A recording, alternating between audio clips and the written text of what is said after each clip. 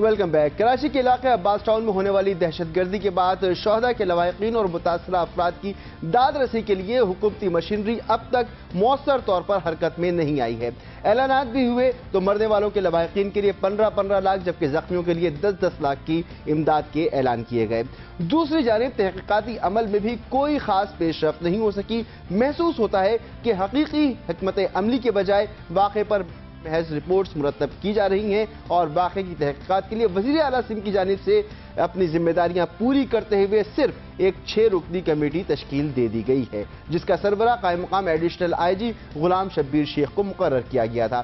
دوسری جانب تفتیش کاروں کے مطابق دھماکے میں ہوڈ والی سوزوکی پک اپ استعمال کی گئی لیکن گاڑی کی رجسٹریشن اور انجن نمبر کے بارے میں بھی کوئی معلومات حاصل نہیں ہو سکی ہیں۔ اب تک یہ بھی نہیں معلوم ہو سکا کہ دھماکہ پلانٹڈ تھا یا خودکش۔ ابتدائی طور پر خدشہ ظاہر کیا گیا تھا کہ حملے میں سبز رنگ کی گاڑی استعمال ہوئی لیکن فورنسک رپورٹ کے مطابق مذکورہ بم دھماکے کے لیے سوزوکی پک اپ استعمال کی گئی۔ سانحہ عباس ٹاؤن کی تحقیقات پر مزید بات کریں گے۔ ہمارے ساتھ موجود ہیں جیو نیوز کے نمائندے افضل ندیم ڈوگر۔ بہت شکریہ افضل، آپ نے ہمیں جوائن کیا۔ بتائیے گا کہ سانحہ عباس ٹاؤن کی تفتیش اس وقت کہاں کھڑی ہے اور وزیر اعلیٰ نے جو کمیٹی بنائی تھی اس کی فائنڈنگز کیا ہیں، وہ کیا کہتی ہے؟ جی، تفتیش ابھی جو واقعے کے بعد اس کی شروع ہوئی تھی، ابھی کچھ بہت سست روش سے جو ہے وہ پیش رفت ہو رہی ہے اس میں۔ پہلے تو پولیس نے مقدمہ ہی 2 دن کے بعد درج کیا تھا، گو کہ ٹھیک ہے اس میں کچھ تفصیلات آئیں، کافی لمبی چوڑی ایف آئی آر ہے اس واقعے کی یہ۔ اس کے بعد جو ہے پولیس نے ان کے بیانات لینا شروع کیے، بیانات لیے ہیں لیکن موقع پر جو مختلف جو سی آئی ڈی کی، ایس آئی یو کی انویسٹیگیشن اور ایف آئی اے اور دیگر اداروں کی جو ٹیموں نے جا کر موقع پہ کچھ شواہد جمع کرنے کی کوشش کی ہے، اس میں ابھی کوئی نتیجہ اخذ کرنے کا، نتیجے کی طرف جانے کا کچھ ابھی تک رجحان یا کوئی ایک نقطہ نظر نہیں آیا کہ جس کی طرف کسی ایک اس پہ متفق ہوں۔ جو گاڑی ایک وہ کی تھی وہ وہاں پہ جو دکاندار تھے ان کی تھی، جو پہلے گاڑی شو ہوئی اس کے بعد دوسری گاڑی کے کمانی ملی ہے، اس کمانی کی بنیاد پر پولیس کسی گاڑی کو وہ کر رہی ہے۔ لیکن آج جو تازہ صورتحال ہے اس میں اس وقت تک جو ہے وہ آج تیسرا دن جو ہے وہ اس کو ختم ہوا ہے تو ابھی تک کوئی ایسی کچھ اس نقطے پر پولیس نہیں رکی ہے کہ جس سے ہم کہہ سکیں کہ اس میں کیا ہوا۔ کچھ چہمگوئیاں ہیں مختلف قسم کی، جو خاص طور پر اس واقعے کے والے طالبان کی جانب سے جو ہے وہ ذمہ داری قبول نہیں کی گئی تھی۔ اس کے بعد اس میں کچھ بمبار کے حوالے سے کچھ شواہد نہیں ملے، تو اس حوالے سے کراچی میں کچھ ماضی میں جو کچھ اس طرح کے پراسرار واقعات ہوئے تھے اس حوالے سے جو ہے کچھ اشارے مل رہے ہیں، تاہم کسی بھی سطح پہ کسی بھی اس پہ جو ہے وہ حتمی صورتحال سامنے نہیں آ رہی۔ افضل یہ بھی بتائیں کہ اس طرح کے واقعات اب مستقبل میں نہ ہوں، اس کے لیے سیکیورٹی ادارے، قانون نافذ کرنے والے ادارے کیا حکمت عملی بنا رہے ہیں؟ نہیں، حکمت عملی تو پولیس کے پاس، رینجرز کے پاس، ایف سی یا دیگر انٹیلیجنس جو ادارے ہیں ان کے پاس کوئی حکمت عملی تو ہم نے ایسی نہ دیکھی، نہ کوئی عمل میں آتے ہوئے دیکھی گئی، نہ کچھ ایسا کچھ نظر آ رہا ہے۔ یہ واقعہ ہوا ہے، اس کے واقعے کے ہونے کے بعد حالانکہ اس سے 2 دن پہلے تک ریہرسل ہو رہی تھی کہ کراچی میں اگر دہشت گردی یا اس ٹائپ کے کوئی واقعات ہوں، آگ لگے یا اس سے کیسے نپٹا جائے، اینڈ اس کے دوسرے دن واقعہ ہوا تو وہ اس پہ قابو نہیں پایا جا سکتا۔ لیکن اس واقعے کے حوالے سے جب انویسٹیگیشن کے مختلف افسران سے بات کی ہے تو انہوں نے تو ہاتھ کھڑے کر دیے ہیں۔ میں نہیں سمجھتا کہ وہ یہ کہتے ہیں کہ اس طرح کے واقعات کو کراچی میں دوبارہ روکا جا سکے، کیونکہ ان کے پاس کچھ وسائل اپنی جگہ ہیں لیکن کچھ سنجیدہ نظر نہیں آ رہا۔ نہ کوئی جو ہے پولیس کی سطح پہ ہم نے دیکھا، نہ ہی کوئی رینجرز کی سطح پہ، نہ ہی خفیہ اداروں کی سطح پہ کچھ سنجیدگی نہیں ہے۔ اس حوالے سے یہ واقعہ ہوا، اس میں ٹیم بنائی گئی، تفتیش شروع ہوئی، ساری چیزیں ہوئی، لیکن اس حوالے سے نہیں ہم نے دیکھا کہ کچھ روکنے کی کوشش ہو۔ پریس کانفرنس ہوئی آئی جی سندھ کی جانب سے گزشتہ روز، کچھ ملزمان کو گرفتار کیا، بالکل ماضی کی طرح کا جیسے کوئی واقعہ ہوتا ہے یا ہونے والا ہے، جیسے سپریم کورٹ نے آج سماعت کرنا تھی، اس سے پہلے نے ایک دم پولیس نے تابڑ توڑ کارروائیاں کر کے کل بندے گرفتار کر کے دکھا دیے، اور بالکل اسی طریقے سے رینجرز نے بھی کارروائی کی، کل عدم تنظیموں کے لوگ پکڑ لیے، صبح بھی ایک کارروائی کی، بولا خود کو جیکٹ اور بمبار اس طریقے سے ہم نے پکڑے۔ لیکن یہ تو ماضی میں بہت ہوتا آیا، کسی بھی واقعے کے بعد یا اس سے پہلے یا سپریم کورٹ یا کسی اہم شخصیت کے کراچی آنے سے پہلے جو کارروائیاں ہوتی ہیں بالکل اس طرح سے کی ہیں، کوئی ٹھوس نہیں ہے، لوگ سہمے ہوئے ہیں، خوفزدہ ہیں، اور اداروں کے لوگ خود انہوں نے اپنے ہاتھ کھڑے کر دیے ہیں کہ اس طرح کی کارروائیوں کو ان کے روکنا جو ہے وہ ان کے بس میں نہیں۔ بہت شکریہ افضل ندیم ڈوگر۔ قانون نافذ کرنے والے اداروں نے ہاتھ کھڑے کیے ہوئے ہیں، یہ پہلا موقع نہیں ہے کہ ہم اس طرح کی گفتگو کر رہے ہیں یا اس طرح کی باتیں ہم سن رہے ہیں۔ اس سے پہلے بھی کئی ایسے واقعات ہوئے ہیں جس میں اسی طرح کمیٹیاں تشکیل دی گئیں اور رپورٹس مرتب کی گئیں جو کہیں بند فائل میں کسی سرد خانے میں کہیں پڑی ہوں گی مگر منظر عام پر نہیں لائی گئیں۔ اس اس میں جو ابھی افضل ندیم ڈوگر نے بات کی کہ سنجیدگی نہیں ہے یا اہلیت کا فقدان ہے، یہ بات اپنی جگہ، مگر سب کچھ وہی ریپیٹ کیا جا رہا ہے اور لگتا یہ ہے کہ ہم نے گزشتہ ہولناک دہشت گردی کے واقعات سے کچھ نہیں سیکھا۔ وزیر اعلیٰ سندھ نے ایک کمیٹی تشکیل دی ہے، اس کمیٹی کی فائنڈنگز بھی سامنے نہیں آ سکی ہیں، کچھ نہیں پتا کہ تحقیقات اس وقت کس نقطے پر پہنچی ہیں اور کہاں کھڑی ہیں۔ سانحہ بلدیہ ہوا، سانحہ کارساز ہوا، اس کے بعد بھی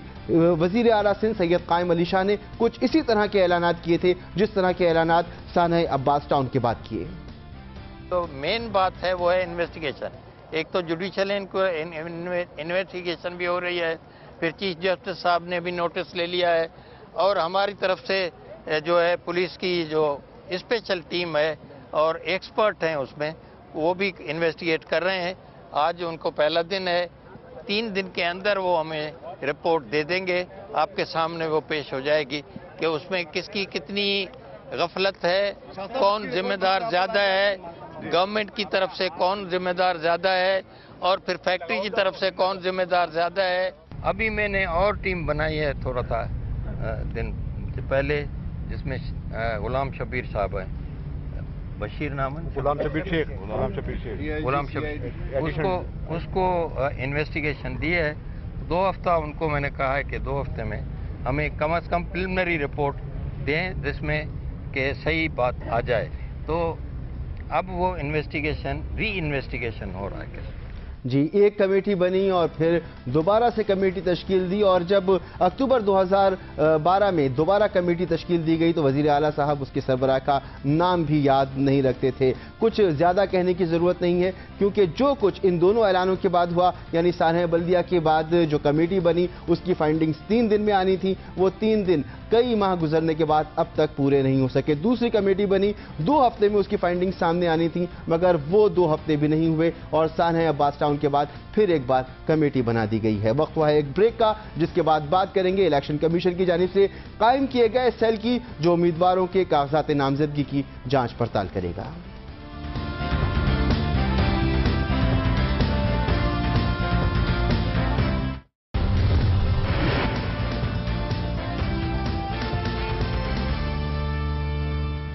ویلکم بیک۔ الیکشن کمیشن کا ایک اور اہم اجلاس اسلام آباد میں ہوا جس میں election commission, state bank, FBR، NADRA اور ہائر ایجوکیشن کمیشن پر مشتمل مستقل سیل قائم کرنے کا فیصلہ کیا گیا تاکہ ٹیکس چوروں، بینک نہ دہندگان اور سزا یافتہ افراد کو انتخابات میں حصہ لینے سے روکا جائے۔ اگلے عام انتخابات میں امیدواروں کے کاغذات نامزدگی کی جانچ پڑتال کے لیے امور طے کرنے کے لیے اجلاس میں فیصلہ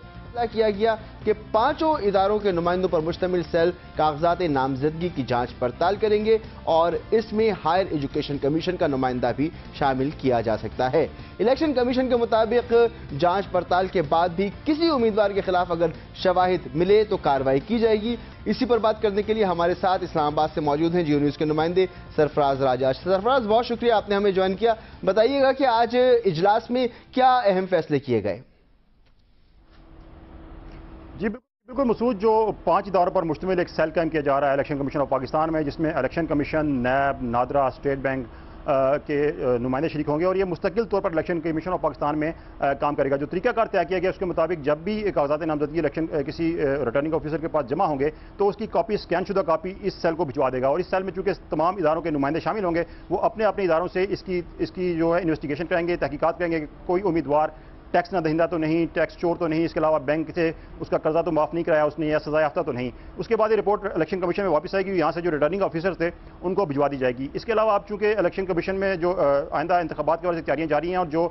انتخابات ہونے ہیں وہ 1000 سے زائد نشستوں پر ہونے ہیں، اور جو اگر ایک نشست پر 10 امیدوار بھی ہوں تو کل 11000 سے زائد امیدوار ایسے ہوں گے جو میدان میں آئیں گے۔ تو اس کے لیے جو طریقہ کار طے کیا گیا، اس وقت 7 دن کی مدت ہے انتخاب جو اسکروٹنی کے عمل کے حوالے سے، اور اب یہ فیصلہ کیا گیا ہے کہ جو کاغذات نامزدگی کی جانچ پڑتال ہوگی ان تمام امیدواروں کی مکمل طور پر کی جائے گی، اور اگر جب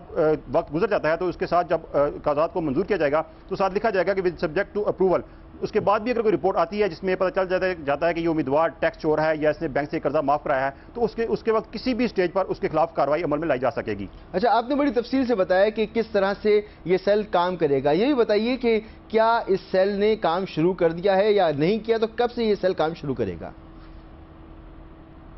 جی مسعود، آج الیکشن کمیشن آف پاکستان کا جو اجلاس ہوا ہے اس میں تمام جو 5 ادارے تھے جن کے سربراہان اس میں شریک ہوئے، یہ بیسیکلی ایک ٹیکنیکل کمیٹی تھی جس نے اس طریقہ کار کو طے کیا تھا. آج الیکشن کمیشن آف پاکستان کے سامنے یہ پیش کیا گیا اور الیکشن کمیشن آف پاکستان نے اس کی باقاعدہ منظوری دے دی ہے. اس کے لیے ایک آن لائن سسٹم جو ہے وہ تیار کیا جانا ہے جس کے ذریعے تمام جو ریٹرننگ آفیسر ہیں اور تمام ادارے ان کو لنک کیا جائے گا. آج سے اس کی تیاری کا کام شروع کر دیا گیا الیکشن کمیشن آف پاکستان میں اس سسٹم کی، جس کے بعد یہ جو انٹرلنک ہو جائیں گے تمام ادارے، اور جب کاغذات موصول ہوں گے اس کے فوری بعد سیکورٹی کا عمل بھی شروع ہو جائے گا. اب جیسا کہ میں نے بتایا کہ 7 دن کا وقت ہے، لیکن اس سے پہلے جب کاغذات موصول ہوتے ہیں تو 6 دن کا وقت اس کے لیے ہوتا ہے. اب یہ 13 دن کا وقت ہو جائے گا. جو ہی کاغذات موصول ہوں گے تو وہ اس سسٹم کے ذریعے ان تمام اداروں کو بھجوا دی جائیں گے جو اس کی جانچ پڑتال کریں گے، اور یہ توقع ظاہر کی جا رہی ہے کہ جو بھی کم سے کم وقت ہوگا اس میں مکمل کرنے کی کوشش کی جائے گی. سرفراز یہ بھی بتائیے گا کہ تعلیمی اسناد کی تصدیق کا عمل یہ کہاں تک پہنچا ہے؟ مسعود، اس حوالے سے جو آج کی جو میٹنگ تھی اس میں طے کیا گیا ہے کہ چونکہ جو سیل قائم کیا گیا 5 اداروں پر مشتمل ہے، جس میں state bank, NADRA, NAB, election commission حکام شامل ہیں. اس کے علاوہ ایچ ای سی کا نمائندہ آج یہ ڈیسائیڈ ہوا ہے کہ اس میں شامل کیا جا سکتا ہے. ابھی تک باقاعدہ طور پہ شامل نہیں ہے، لیکن یہ فیصلہ ہوا ہے کہ اگر ضرورت پڑے گی تو وہ اس میں شامل ہوگا، کیونکہ اب جو آئندہ انتخابات ہونے ہیں اس میں بی اے کی شرط نہیں ہے، اس لیے ڈگریوں کی تصدیق کی وجہ سے کوئی اس میں مرحلہ نہیں ہوگا. لیکن چونکہ پہلے سے جو امیدوار ایسے تھے جنہوں نے پہلے سے جو اسمبلیوں میں موجود تھے اور ان کی ڈگری کے حوالے سے کچھ ڈاؤٹس تھے، تو ان کی اسکروٹنی اس میں ہوگی، اور یہ بھی طے ہوگا کہ انہوں نے پہلے جو حصہ لیا تھا اس میں کیا ان کی جعلی ڈگری تو نہیں تھی. اگر ان کی جعلی ڈگری تھی تو وہ اس کے لیے نااہل قرار پائیں گے. بہت شکریہ سرفراز راجہ. باقاعدہ الیکشن کمیشن نے ایک سیل قائم کر دیا ہے جس میں state bank, F B R اور ہائر ایجوکیشن کمیشن سمیت دیگر اداروں کے نمائندے شامل ہیں، اور اس بات کو یقینی بنایا جائے گا کہ وہ شخص جو الیکشن میں حصہ لینا چاہتا ہے وہ بینکوں کا نادہندہ تو نہیں ہے، کرپٹ تو نہیں ہے، یا اس کے اوپر کوئی ایسا الزام تو نہیں ہے، اس نے کوئی ایسا فیل تو نہیں کیا کہ وہ قانون کے مطابق الیکشن میں حصہ نہ لے سکے. اسی کے ساتھ پروگرام کا وقت ختم ہوتا ہے. جیسا کہ ابتدا میں آپ کو بتایا کہ کامران صاحب اپنی نجی مصروفیت کی وجہ سے آج موجود نہیں تھے، لہٰذا اس پروگرام کی میزبانی کے فرائض مجھ پر تھے. اجازت دیجیے، اللہ حافظ.